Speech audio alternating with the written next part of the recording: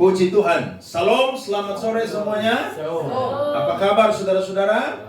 Baik ya. Terima kasih untuk Tuhan Yesus yang kasih saya kesempatan sore hari ini ada di tempat ini lagi. Buat Bapak Yopi bersama dengan saudara-saudara pelayan yang sudah memberikan kesempatan kepada saya dan juga sudah memandu kita di dalam pujian dan penyembahan. Saya percaya kita semua ada di dalam pemeliharaan Tuhan. Amin, saudara.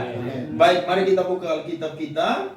Injil Lukas, saudara-saudara, pasalnya yang ke-8, ayat 11 sampai ayatnya yang ke-15.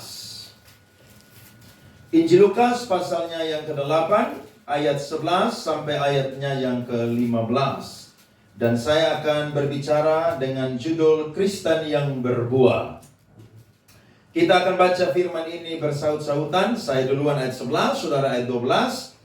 Baca dengan pelan, suara yang keras, supaya ada satu harmoni yang bagus waktu kita baca firman. Dan nanti sama-sama kita bertemu baca sama-sama ayat yang ke-15. Sudah ketemu semua? Amin. Saya mulai. Inilah arti perumpamaan itu. Benih itu ialah firman Allah. Saudara ayat 12. Orang yang telah mendengarnya, kemudian dari dalam hati mereka, supaya mereka percaya dan diselamatkan. Yang jatuh di tanah yang berbatu-batu ialah orang yang setelah mendengar firman itu menerimanya dengan gembira. Tetapi mereka itu tidak berakar. Mereka percaya sebentar saja, dan dalam masa pencobaan mereka murtad. Yang jatuh dalam semak duri ialah orang yang telah mendengar firman itu, dan dalam pertumbuhan selanjutnya mereka terhimpit oleh kekhawatiran dan kekayaan dan kenikmatan hidup, sehingga mereka tidak menghasilkan buah. Sama-sama. Yang jatuh di tanah yang baik itu ialah orang yang setelah mendengar firman itu menyimpannya dalam hati yang baik dan mengeluarkan buah dalam ketekunan. Berikan tepuk tangan saudara-saudara untuk firman Tuhan. Saya yakin kalau kita menanam pohon yang menghasilkan buah, maka yang kita rindukan adalah tepat pada waktunya atau pada musimnya pohon itu harus menghasilkan buah. Amin. Ada pohon yang tidak menghasilkan buah. Tetapi bicara tentang kita menanam satu pohon yang menghasilkan buah, maka pasti yang kita inginkan adalah buah dari pohon tersebut. Nah, Yesus itu ingin menyeberangkan kebenarannya kepada banyak orang pada waktu itu melalui satu perumpamaan, yakni perumpamaan tentang seorang penabur. Penabur di sini adalah Yesus Kristus. Dan benih yang ditabur itu adalah firman Tuhan. Sebab firman Tuhan itu juga adalah benih ilahi. Ketika firman itu ditaburkan, maka pasti benih itu akan mutlak berakar, bertumbuh, dan berbuah. Karena benih itu bukan benih yang produk gagal, saudara-saudara. Tapi benih itu adalah benih yang terbaik, yang datang dari Allah, yang datang dari sorga. Nah, ketika banyak orang itu mengikut Yesus, saudara, Yesus menyeberangkan perumpamaan ini. Maka dia ingin supaya orang-orang yang ikut dia, mereka adalah orang-orang yang diselamatkan dan menghasilkan buah. Ingat, Tuhan punya rancangan bagi saya dan saudara bukan hanya sekedar selamat. Ada amin? Tapi menghasilkan buah yang baik. Sehingga Yesus memberikan perumpamaan, kalau kita baca dari ayat yang ke-5 sampai ayatnya yang ke-10, dia itu mengilustrasikan tentang penabur dan benih ilahi itu ditaburkan di 4 jenis tanah. Tanah yang pertama adalah tanah yang keras atau yang ada di pinggir jalan. Tanah yang kedua, saudara-saudara, adalah tanah yang tipis sedangkan lebih banyak batu-batuan. Tanah yang ketiga adalah tanah yang terhimpit oleh semak duri. Dan tanah yang keempat adalah tanah yang baik. Saya yakin saya dan saudara kalau ada di posisi penabur, kita akan memilih, kita akan menabur di tanah yang baik. Tetapi persoalannya adalah ilustrasi atau perumpamaan ini, saudara-saudara, menunjukkan bagaimana kondisi hati dari setiap orang yang mendengarkan firman Tuhan. Semua kita datang ibadah, sama-sama badannya ada di tempat ini. Tetapi belum tentu hati saya dan saudara ada di tempat ini. Setuju atau tidak? Loh, banyak orang kan datang ibadah, badan boleh ada di ruangan ibadah, tapi mungkin jiwanya atau rohnya ada di luar gedung ibadah dan juga tidak terkoneksi dengan Allah, saudara-saudara.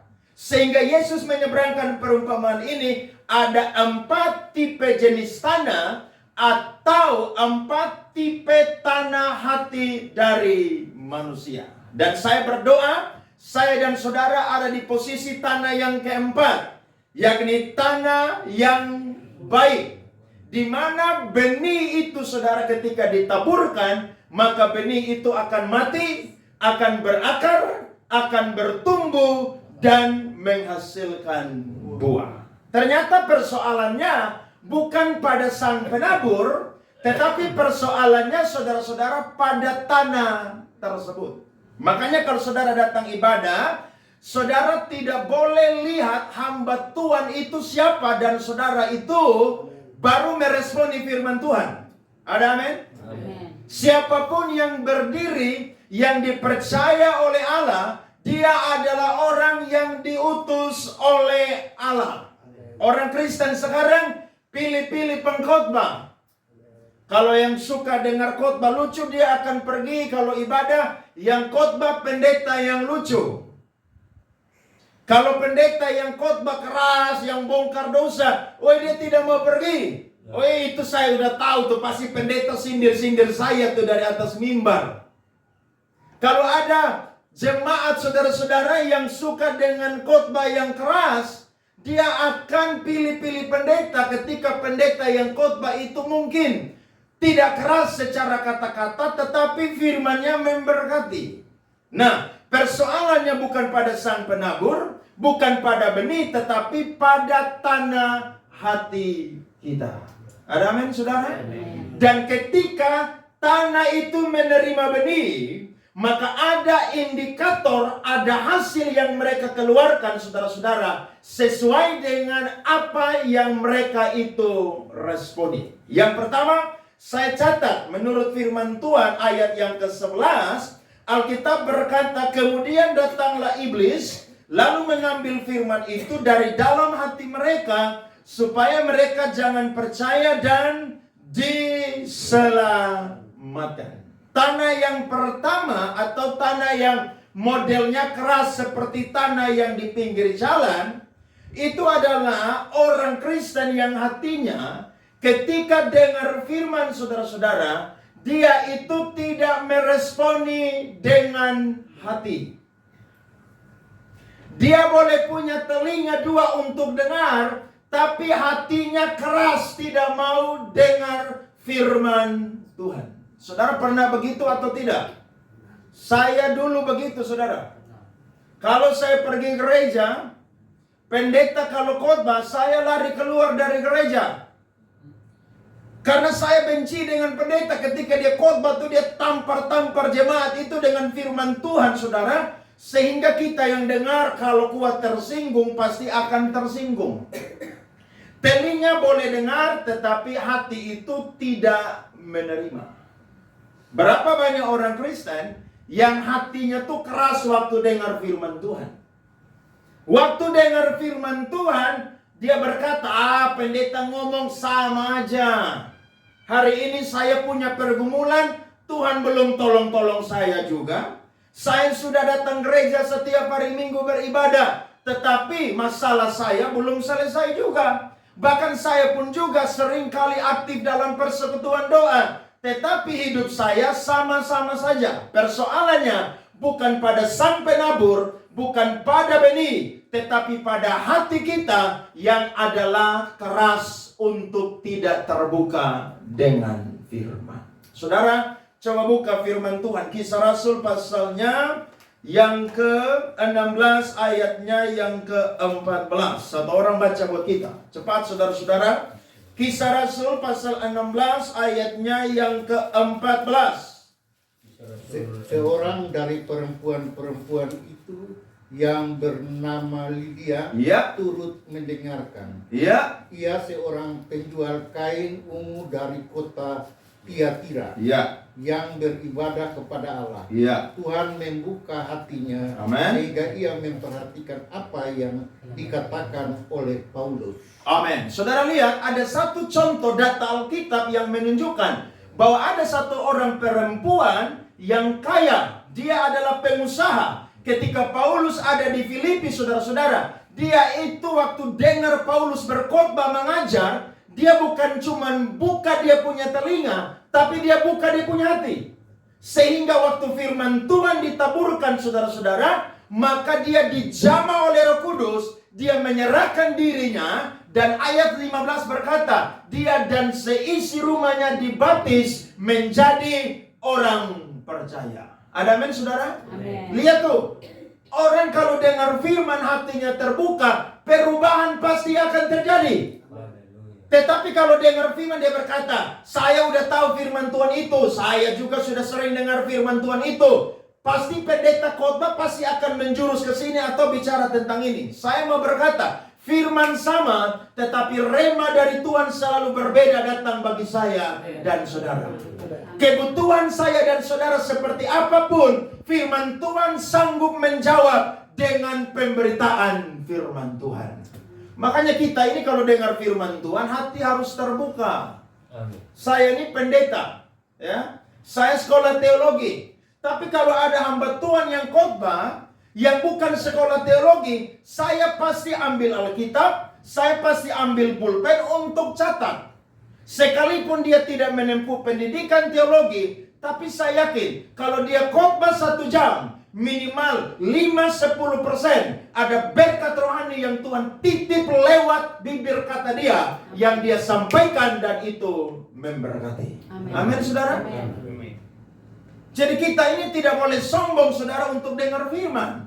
Harus terbuka hatinya. Orang yang terbuka hatinya adalah orang yang rendah hati, yang mau untuk firman itu masuk, bekerja di dalam kehidupannya. Sehingga saudara lihat, waktu orang itu seperti tanah yang ada di pinggir jalan, maka dia itu tidak percaya pengajaran firman, bahkan dia tidak diselamatkan. Karena iman timbul dari pendengaran, pendengaran akan firman Tuhan. Orang kalau mau selamat, jalan pertama adalah percaya Yesus. Dan percaya Yesus, saudara-saudara, itu rahasianya adalah buka hati terhadap firman Tuhan. Amin. Setelah itu, kita akan berbuat baik, kita akan mengerjakan keselamatan kita, dan kita akan jadi orang-orang yang menunjukkan perubahan terjadi dalam kehidupan kita. Tanah yang kedua, ayat 12, saudara, di situ mengatakan bahwa tanah itu tipis karena lebih banyak bebatuan. Orang yang dengar firman Tuhan, ayat 12, saudara, dia itu respon firman Tuhan. Tetapi responnya hanya sampai kepada gembira. Atau waktu dia dengar firman, dia itu semangat. Dia bilang amin, haleluya. Tetapi saudara-saudara, ternyata firman Tuhan itu, saudara, tidak berakar. Saudara tahu tidak berakar. Artinya, pohon itu, saudara-saudara, bertumbuh tetapi tidak kuat. Waktu angin badai datang, saudara, maka pohon itu pasti akan tumbang. Saudara lihat pohon biar kecil, tapi badai seroja datang, kalau dia punya akar kuat, itu pohon tidak akan roboh. Waktu seroja datang 2022, ada satu pohon di samping rumah saya, saudara, mungkin tebalnya hanya begini. Itu angin bawa, saudara, goyang kiri, goyang kanan. Tinggi, saudara, tapi kecil. saya langsung lihat tetangga saudara-saudara saya dan saya dalam hati, kalau pohon ini roboh, maka minimal atap mereka pun juga pasti roboh. Tetapi tahu saudara, sampai jam 6 pagi pohon itu tidak roboh. Karena akarnya kuat. Pohon itu ada dari saya kecil sampai saya sudah umur waktu itu 37 tahun, saudara. Sedangkan di letter S, saudara lihat, pohon-pohon besar kot kedondong, orang Kupang bilang, itu yang besar-besar yang kita peluk tidak bisa, itu roboh semua. Pertanyaannya, yang membuat pohon itu kuat berdiri, batangnya atau akarnya? Akarnya. Jadi kalau kita dengar firman Tuhan, kita harus berakar di dalam firman Tuhan. Jangan hanya gembira di tempat ibadah. Jangan hanya respon di tempat ibadah. Tapi waktu saya dan saudara pulang, saya dan saudara bawa firman Tuhan itu, dan kita jadi orang Kristen yang sungguh-sungguh menghidupi firman itu, sehingga kita berakar di dalam firman Tuhan. Saudara mau lihat orang Kristen berakar dalam firman atau tidak? Tunggu ada badai, ada masalah. Kalau dia sehat, dia bilang, I love you Jesus. Dia orang Sabu tapi bahasa Inggris lancar, tapi hanya tahu itu sah. Kita dengar, kita bilang, wih luar biasa. Tapi tunggu, badailah yang akan menguji firman yang kita dengar, kita terima itu berakar atau tidak. Ada banyak orang Kristen, saudara-saudara, tidak berakar. Sehingga dia dulu Kristen, sekarang tinggalkan Yesus. Karena tidak berakar. Saudara nonton di media sosial, ada orang-orang terkenal yang berkata, ya saya jadi Kristen tapi saya tidak merasakan Tuhan lagi. Orang tanya kenapa? Ya saya sudah lama tidak baca Alkitab dan tidak ke gereja. Ya betul saja, indikator itu menunjukkan bahwa memang kamu tidak berakar. Orang berakar biar badai sebesar apapun, dia akan tetap berdiri. Karena ingat, firman Tuhan itu seperti batu karang, saudara-saudara. Dan batu karang itu adalah Yesus Kristus. 2 bulan lalu saya khotbah di sini kan. Orang mau bangun rumah, dia harus bangun bukan di atas fondasi pasir, tapi di atas fondasinya adalah batu karang. Saudara biar mau bangun rumah besar, tapi kalau fondasi dari batu karang, dari pasir saudara, dari tanah kapur saudara, hujan badai datang, rumah itu langsung roboh. Jadi, jangan hanya senang dengar firman Tuhan. Ada lagi yang bilang, waktu keluar persekutuan doa, dia bilang, tadi firman Tuhan mantap luar biasa. Pak Pendeta yang khotbah dahsyat luar biasa. Sampai rumah saudara, langsung firman lupa semua. Pulang ada masalah langsung marah-marah, comel-comel, maki-maki, bertengkar. Itu firman tidak berakar, saudara-saudara. Kalau firman berakar, saya yakin kita akan kuat, saudara-saudara, ketika badai sebesar apapun juga.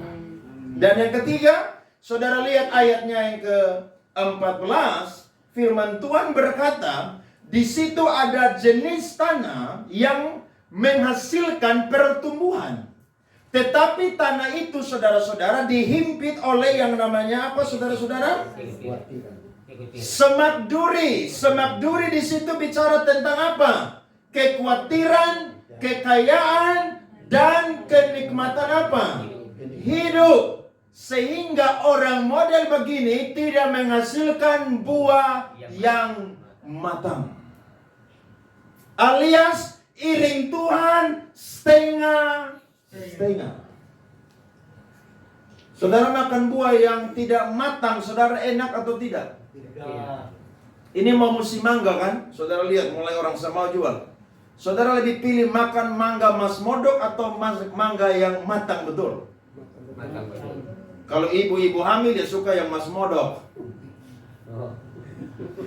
Tapi kalau kita kan tidak. Mayoritas lebih suka yang matang sempurna. Amin saudara. Nah orang Kristen saudara, yang hidupnya itu hatinya seperti tanah yang dihimpit oleh onak dan semak duri, dia adalah orang Kristen yang setengah-setengah iring Tuhan. Waktu khawatir, pendeta tanya, kenapa tidak gereja? Aduh, saya ini khawatir tidak bisa tidur malam minggu. Pendeta tanya, pikir apa? Aduh, saya pikir saya punya anak ini mau masuk kuliah, uang tidak ada. Saya bingung bagaimana caranya mendapatkan berkat untuk bayar dia punya uang masuk kuliah. Dia lupa firman yang berkata, serahkanlah segala kekhawatiranmu kepada Tuhan, sebab Ialah yang akan memelihara engkau. Amin, saudara. Kekhawatiran boleh ada, tapi ingat, firman lebih hebat dari kekhawatiran. Siapa di sini yang tidak khawatir, saudara? Semua orang khawatir. Saya sedang tempuh kuliah studi S2, Magister Teologi. Mahal, saudara. Waktu saya mau kuliah, saya timbang-timbang, Tuhan, saya ini pendeta, anak udah 2, kebutuhan hidup banyak, mau kuliah lagi, bayar mahal, 30-an juta, hampir 40 juta. Tapi waktu saya berdoa, firman Tuhan itu datang buat saya, 1 Petrus 5 ayat 7. Serahkanlah segala kekhawatiranmu kepadaku, sebab akulah yang akan memelihara engkau. Oke, saya putuskan studi Magister Teologi lagi. Jadi saya sudah 2 minggu di kuliah, saudara. Senin, Selasa dari jam 7 sampai jam 10 malam. Orang minta khotbah di jam itu, sementara waktu cancel. Karena harus apa? Dalamin lagi tentang teologi, tentang Alkitab, tentang Tuhan. Karena ketika kita tahu tentang Tuhan lebih banyak, maka saya dan saudara akan merasa kita tidak ada apa-apanya di hadapan Allah. Amin, saudara? Apalagi firman Tuhan tadi berkata, dihimpit oleh yang namanya apa? Kekayaan dan kenikmatan hidup.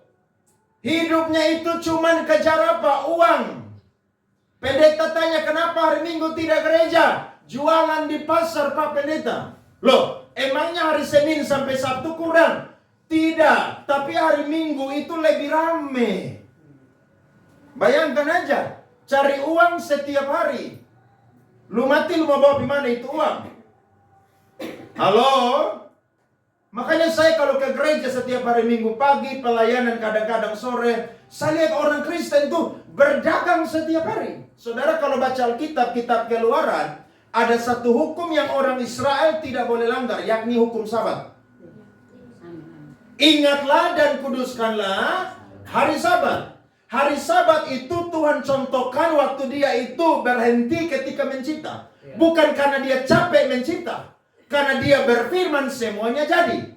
Bahkan dari yang tidak ada, saudara, menjadi ada atau kelihatan. Tetapi waktu dia berhenti itu menunjukkan contoh atau teladan bahwa kita pun juga harus seperti Allah. Karena manusia adalah gambar dan rupanya Allah. Sifat-sifatnya Allah itu ada di dalam pribadi manusia. Sehingga waktu orang Israel keluar dari Mesir, mereka sampai di Gunung Sinai, Tuhan kasih mereka hukum. Salah satunya adalah ingatlah dan kuduskanlah hari Sabat. Berhenti di hari itu. Tuhan tidak akan kirim mana dari sorga pada hari Sabat. Tuhan kirim dari hari pertama sampai hari ke-6. Bayangkan, di padang gurun tidak ada kulkas. Tapi itu makanan tidak berbau busuk. Itu maksudnya apa? Pesan rohaninya apa? Artinya, Tuhan tahu mencukupi kebutuhan saya dan saudara. Amin atau tidak? Amin. Tuhan tahu dompet saudara itu sedang kosong. Saudara pikir Tuhan tidak tahu? Lo rambut di kepala saya dan saudara saja Tuhan hitung kok. Masa isi dompet kita Tuhan tidak hitung? Tuhan tahu tempat saudara menaruh beras di rumah saudara itu sedang kosong. Saudara sedang butuh beras. Atau kebutuhan-kebutuhan apa kek? Saya yakin Allah itu adalah Allah Maha Tahu. Maka firman Tuhan berkata, hari Sabat dari semua binatang sampai orang Israel, sampai para budak orang-orang asing, tidak boleh ada satu orang pun yang bekerja di hari Sabat. Sabatnya Yahudi hari Sabtu. Saudara kita yang Advent, gereja Advent masih pelihara. Kalau kita hari Minggu, karena waktu Yesus bangkit itu hari pertama, yakni hari Minggu. Makanya kita ibadah tuh hari Minggu. Jadi saudara jangan terlalu khawatir berlebihan, kejar kenikmatan dunia, hanya kejar kekayaan, sampai lupa akan Tuhan. Amin. Saudara percaya Tuhan sanggup mencukupi kebutuhan kita? Amin. Percaya atau tidak? Percaya. Paulus pernah berdoa buat jemaat Filipi, Allahku akan memenuhi segala keperluanmu menurut kekayaan dan menurut kemuliaannya. Tuhan tahu kebutuhan kita. Jadi ketika saudara punya waktu beribadah, ada urusan-urusan yang itu bertabrakan dengan ibadah, yang mungkin tidak cocok dengan Alkitab. Saudara tinggalkan urusan itu dan saudara hadir di tempat ibadah. Amin. Hari Minggu orang bilang, mari kita pergi piknik jalan-jalan. Saudara bilang begini, boleh, tapi tunggu saya pulang gereja dulu. Saya mau ke gereja, karena di gereja saya mau dengar firman dari Tuhan. Ingat, firman lebih berharga daripada apapun juga. Amsal berkata, pada hari kemurkaan, harta tidak berguna. Amin. Saudara kejar-kejar harta, simpan uang, Tuhan kirim badai datang, banjir besar datang, lemari-lemari saudara air bawah hela semua. Uang hilang semua. Loh iya. Saudara jangan main-main. Kita punya kehidupan ini misteri saudara-saudara. Tidak tahu apa yang terjadi di depan kita. Bahkan nanti kita pulang dari ini tempat ibadah, kita tidak tahu apa yang terjadi. Itu sebabnya jangan menaruh harapan kepada kekayaan, kenikmatan dunia dan kesenangan dunia ini. Amin. Tapi taruh harapan kita kepada Yesus, sebab Dia sanggup untuk menyediakan yang terbaik bagi saya dan saudara. Bisa beri tepuk tangan untuk Tuhan, saudara. Amin. Dan tanah yang keempat, saudara-saudara, kita melihat, yakni tanah yang baik. Ketika dia dengar firman, dia simpan firman itu dalam hatinya yang baik dan mengeluarkan buah dalam ketekunan. Berarti kesimpulannya, tanah yang baik atau tanah yang keempat ini adalah tanah yang meresponi firman Tuhan, tanah yang bukan hanya gembira, tanah yang bukan setengah-setengah itu berakar atau menghasilkan buah, tapi tanah yang terbaik. Nah, Tuhan mau tanah hati saya dan saudara adalah tanah yang terbaik. Ada amin? Kalau kita punya tanah hati terbaik, maka ketika benih firman Tuhan kita dengar, dia masuk saudara dalam hati kita, maka dia akan mati, dia akan berakar, dia akan bertumbuh, dan dia akan menghasilkan buah yang matang, yang terbaik. Jadi di dalam kekristenan, kehidupan kita tidak pernah sama. Orang yang iring Tuhan, yang menghasilkan buah yang matang, hidupnya pasti akan terjadi perubahan. Hidupnya pasti akan terjadi perubahan hari demi hari. Karena dia bukan cuma sekedar datang ibadah, bukan sekedar yang namanya dengar, bukan sekedar yang namanya gembira, bukan cuma sekedar setengah-setengah iring Tuhan. Tapi dia total saudara-saudara menyerahkan hidupnya kepada Tuhan. Jadi kalau kita lihat orang Kristen punya hidup berubah, itu salah satu indikator. Waktu dia dengar firman Tuhan, dia pastikan tanah hatinya adalah tanah yang terbaik. Kalau orang Kristen iring Tuhan banyak mengeluh, hidup tidak pernah berubah, mungkin dia salah satu dari jenis tanah ini, saudara. Loh iya. Iring Tuhan, karakter tidak berubah. Iring Tuhan, moral tidak berubah. Iring Tuhan, kekudusan tidak berubah. Saya yakin, dia bukan tipe tanah yang keempat. Mungkin dia tipe tanah yang pertama, kedua, atau ketiga. Nah, ada dua solusi yang saya akan berikan kepada kita, supaya bagaimana saya dan saudara bisa menghasilkan buah yang matang yang baik. Karena kita punya jenis tanah yang terbaik, yakni tanah nomor 4. Yang pertama solusinya adalah, mari punya disiplin di dalam mempelajari firman Tuhan. Saudara buka 2 Timotius 3 ayat 15 sampai 17.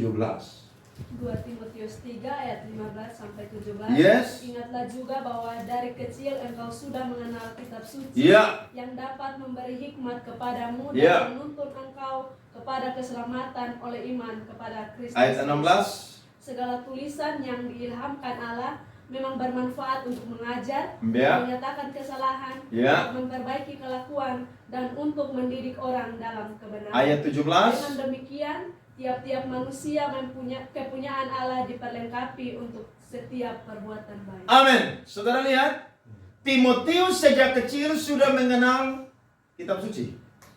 Ibunya Timotius orang Yahudi. Bapaknya Timotius orang Yunani. Di dalam tradisi Yahudi, tugas dari bapak atau ibu adalah menanamkan pengajaran kitab suci sejak masa kecil. Tetapi saudara lihat, Paulus tekankan lebih lagi. Ketika Timotius jadi hamba Tuhan, maka dia tetap harus mempelajari firman Allah. Karena firman Allah adalah tulisan dari Allah sendiri. Banyak orang berkata, Alkitab itu bukan kitab suci karena ditulis oleh manusia. Halo, lu lupa atau dia lupa. Pengarang Alkitab pertama adalah Allah sendiri, saudara-saudara. Manusia itu cuma dipakai oleh Allah untuk menulis pengilhaman pernyataan daripada Allah. Di luar itu tidak ada. Makanya waktu saya dan saudara baca firman Tuhan itu punya manfaat luar biasa. Ada amin, saudara? Amin. Jadi kalau kita baca firman Tuhan, saudara, itu manfaatnya lebih daripada kita baca koran atau baca novel. Saudara baca itu cuma sampai di informasi. Tapi kalau kita baca firman, hidup saya pasti akan berubah. Karena ayat 17 berkata, dengan demikian, tiap-tiap manusia kepunyaan Allah diperlengkapi untuk setiap apa? Perbuatan baik. Orang yang hidup dengan firman, yang dihasilkan adalah perbuatan baik. Itu mutlak. Kalau dia tidak hasilkan perbuatan baik, saya yakin dia tidak bergaul dengan firman. Itu sebabnya pastikan saya dan saudara punya tanah hati yang nomor 4. Saudara ada di tempat ini, dengar firman Tuhan, jangan dengar pakai telinga kiri keluar dari kanan, atau dari kanan keluar kiri. Tapi buka telinga, buka hati, firman masuk, firman bekerja, itu akan menghasilkan buah yang baik. Dan orang yang menghasilkan buah yang baik, saya yakin salah satu contoh atau indikatornya adalah dia menghasilkan perbuatan yang baik. Amin. Saudara yang dulu suka curi-curi, baca firman Tuhan, Tuhan bilang jangan mencuri. Saudara stop mencuri. Ada orang yang suka berzina, suka selingkuh, laki-laki mata keranjang. Dengar firman, baca firman, tiap hari bergaul dengan firman, dia tobat. Dulu tukang berzina, selingkuh, mata keranjang, sekarang tidak lagi, setia. Firman itu mengubahkan kehidupan. Makanya Daud berkata, berbahagialah orang yang merenungkan Taurat Tuhan siang dan malam. Jadi salah satu kebahagiaan bagi orang Kristen adalah merenungkan firman Tuhan siang dan malam. Saudara kalau tidak baca firman Tuhan satu hari, saudara bahagia atau saudara susah? Susah, saya yakin. Saya yakin. Ya. Saya kemarin masuk rumah sakit 3 hari. Itu saya mau baca Alkitab susah. Tapi saya paksa saudara untuk baca Alkitab. Bukan di ini buku, tapi lewat apa? Handphone. Dan waktu saya baca, saya bilang, Tuhan terima kasih, hari ini saya dapat pesan dari Tuhan lagi. Orang Kristen yang tinggal dalam firman, satu hari dia tidak baca firman Tuhan, dia rasa saudara susah, saudara-saudara. Tapi kalau dia sudah baca firman Tuhan, itu satu kebahagiaan yang luar biasa. Karena waktu kita baca firman Tuhan, segala persoalan pergumulan kita dijawab oleh firman Tuhan, saudara-saudara. Amin. Dia akan sama seperti pohon yang ditanam di tepi aliran air, yang menghasilkan buah pada musimnya. Daunnya tidak menjadi layu, dan apa saja yang diperbuatnya dibuat Tuhan apa? Berhasil. Jadi baca firman itu bukan rugi, untung. Amin. Satu hari saudara harus baca 2-3 pasal. Saya selalu ngomong di mana-mana, di gereja saya khotbah di mana. Orang Kristen tuh main handphone berjam-jam bisa. Nonton tidak jelas, ya. Lihat story orang, status orang dia bisa, tapi lihat firman Tuhan dia tidak bisa. Bertobatlah orang Kristen model begini. Loh iya. Alkitab ini buku paling berharga. Firman Tuhan pernah berkata dalam Perjanjian Lama, satu ketika orang Israel akan cari firman Tuhan, mau dengar firman Tuhan. Tetapi mereka tidak bisa baca bahkan dengar firman Tuhan. Kapan terjadi? 400 tahun masa kegelapan, Tuhan tidak pernah kirim satu orang nabi pun sesudah Nabi Maleakhi.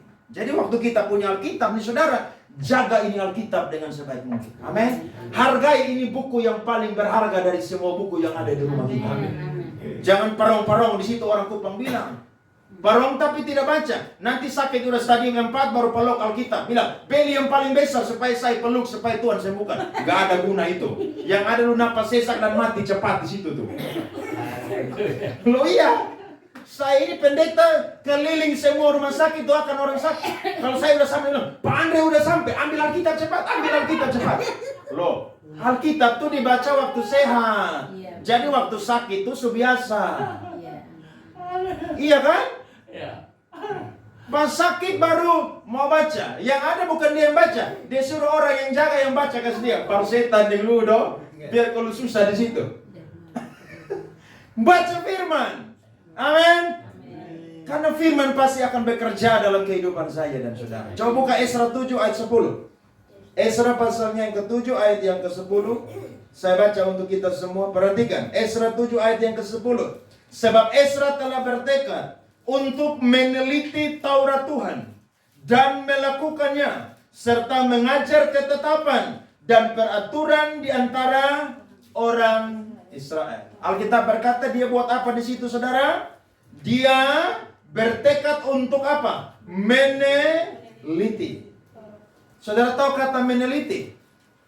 Meneliti bukan cuma sekedar baca, tapi saudara observasi. Saudara cek, saudara bolak-balik ini kitab. Kira-kira apa maksud dari firman Tuhan itu? Kemudian Alkitab berkata, melakukannya. Serta apa saudara? Mengajar. Jadi ini tugas orang Kristen. Bukan tugas pendeta yang khotbah di gereja aja. Semua orang Kristen wajib belajar firman Tuhan. Belajar bukan sekedar belajar. Tapi apa saudara-saudara? Tekun, disiplin di dalam mempelajari firman Tuhan. Ini sudah bulan Agustus. Saudara tahun ini sudah baca kitab di dalam Alkitab sampai kitab mana aja? Jangan sampai saudara cuma tiap tahun hafal ayat itu terus. Loh iya, ada orang Kristen yang dari bertobat sampai mati Yohanes 3 ayat 16. Ampuni dia Tuhan Allah. Karena dia tidak tahu apa yang dia lakukan dan perbuat di situ. Alkitab ini untuk dibaca. Makanya ada orang Kristen yang mati, dia pesan, kalau mati, tolong kubur saya dengan Alkitab. Supaya sampai surga nanti saya baca di sana. Baca apaan? Di sana gak ada baca Alkitab lagi di sana. Sembarangan aja kamu itu. Karang-karang aja dia tuh. Baca firman. Amin. Hargai. Ini kitab yang paling berharga. Ini buku yang paling berharga. Saudara susah, uang saudara tidak bisa tolong saudara. Tapi ini bukulah yang menolong kita, menghibur, memberi sukacita, damai sejahtera, kekuatan bagi saya dan saudara. Solusi yang kedua adalah saya dan saudara jadi murid, bukan cuma sekedar jadi kelompok yang berbondong-bondong mengikut Yesus. Saudara lihat pasal 8 di situ ayat yang keempat. Alkitab berkata, ketika orang banyak berbondong-bondong datang, yaitu orang-orang yang dari kota ke kota menggabungkan diri pada Yesus, berkatalah ia dalam suatu perumpamaan. Saudara lihat, ada banyak kelompok orang yang ikut Yesus pada waktu itu. Dan mereka bukanlah murid. Mereka hanya sekedar orang yang berbondong-bondong mau dengar pengajaran firman Tuhan. Saya dan saudara kalau mau menghasilkan buah, jangan jadi kelompok orang yang berbondong-bondong. Amin. Tapi harus jadi apa saudara? Murid. Saudara tahu apa tugasnya murid? Saudara pernah sekolah atau tidak? Belajar. Dapat di mana murid yang tidak belajar naik kelas? Itu sekolah di mana? Itu dia yang bikin itu sekolah. Dia yang rektor, dia yang mahasiswa, dia yang dosen, dia yang buat ijazah, dan dia yang naik kelas dulu sendiri. Setiap orang yang statusnya adalah murid, maka dia pasti akan belajar. Nah, orang Kristen saudara harus jadi apa saudara? Murid. Kalau hanya mau senang-senang ikut Yesus saja, semua orang juga bisa.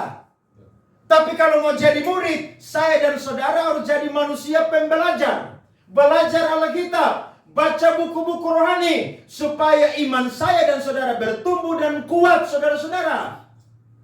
Menghasilkan buah yang terbaik untuk Tuhan Yesus Kristus. Itu solusi yang tidak bisa ditawar-menawar. Tidak bisa. Yesus mau murid-muridnya pada waktu itu menghasilkan buah yang matang. Dan banyak orang yang masuk dalam kelompok berbondong-bondong, mereka pun juga berubah bertobat supaya mereka menghasilkan buah yang matang untuk kerajaan sorga. Saudara coba perhatikan Kisah Rasul 2 ayat 41 dan 42. Saya baca buat kita semua. Kisah Rasul 2 ayat 41 dan 42. Firman Tuhan berkata, cara hidup jemaat yang pertama, orang-orang yang menerima perkataannya itu memberi diri dibaptis. Dan pada hari itu jumlah mereka bertambah kira-kira 3.000 jiwa. Lihat ayat 42. Mereka bertekun dalam pengajaran siapa? Rasul-rasul. Dan dalam persekutuan. Dan mereka selalu berkumpul untuk apa? Memecahkan roti dan berdoa. Waktu itu Alkitab perjanjian baru saudara belum ada. Belum ditulis. Selesai. Yang ada adalah kitab perjanjian lama. Dan mereka adalah orang Yahudi. Kitab mereka itu bernama Tanakh, saudara. Nah, itu yang mereka pakai, saudara, dengan pengajaran rasul-rasul. Yang para rasul itu dengar secara lisan dari Tuhan Yesus Kristus. Itu yang mereka dengar. Dan mereka itu, saudara, pakai itu sebagai pengajaran. Jadi orang Kristen kalau tidak suka firman, itu dia bukan murid, saudara. Pendeta lagi khotbah di gereja, dia main handphone. Pendeta lagi khotbah keras di gereja, dia tidak dengar fokus firman Tuhan. Bahkan kalau pendeta udah khotbah 45 menit, 1 jam, pendeta khotbah lama banget. Model kayak begitu, doa thanking dia di atas mimbar. Kamu nonton bioskop 2 jam tidak bosan. Dengar khotbah baru 45 menit, bosan. Saudara pergi ikut pesta, begadang sampai pagi. Pergi kedukaan, begadang sampai pagi tidak bosan. Tapi dengar firman baru sedikit sudah bosan. Orang Kristen yang adalah murid, dia dengar firman berjam-jam setiap hari, dia tidak akan pernah bosan. Karena dia tahu itu perkataan Allah yang memberkati kehidupannya. Amin, saudara. Murid itu begitu, belajar firman. Jadi saya ingatkan persekutuan doa di tempat ini, mari bertekun dalam pengajaran firman Tuhan. Saudara aktif ibadah melayani, tapi jangan pernah lupakan baca firman Tuhan setiap hari. Saudara harus luangkan waktu, bukan sisakan waktu, luangkan waktu untuk bergaul dengan firman Tuhan. Karena waktu kita baca firman Tuhan, rohani kita dicas lagi oleh Tuhan. Saudara punya handphone yang mahal, tapi kalau tidak ada baterai, tidak ada cas, percuma itu handphone.